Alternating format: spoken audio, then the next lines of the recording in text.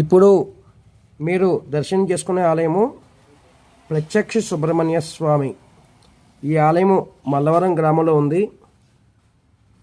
ఈ ఆలయంలో నేను కోటేశ్వరరావు గారు చెప్పిన వాయిస్ విని వెళ్ళాను.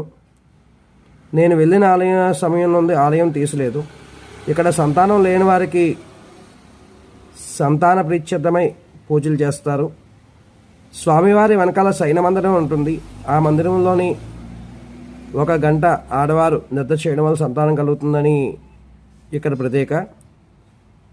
ఈ ఆలయ ప్రాంగణము ప్రసిద్ధి కోటేశ్వరరావు గారి యొక్క మాటల్లో నేను విన్నాను.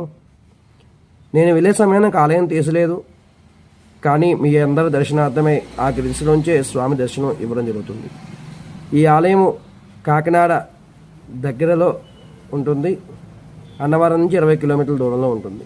అందరూ దర్శనం చేసుకోండి. ఓం సుబ్రహ్మణ్యేశ్వరాయ నమః.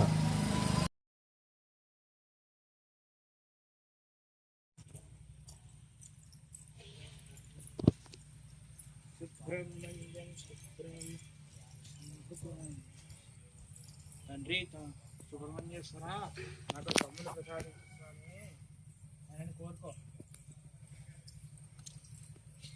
కోరుకున్నావా?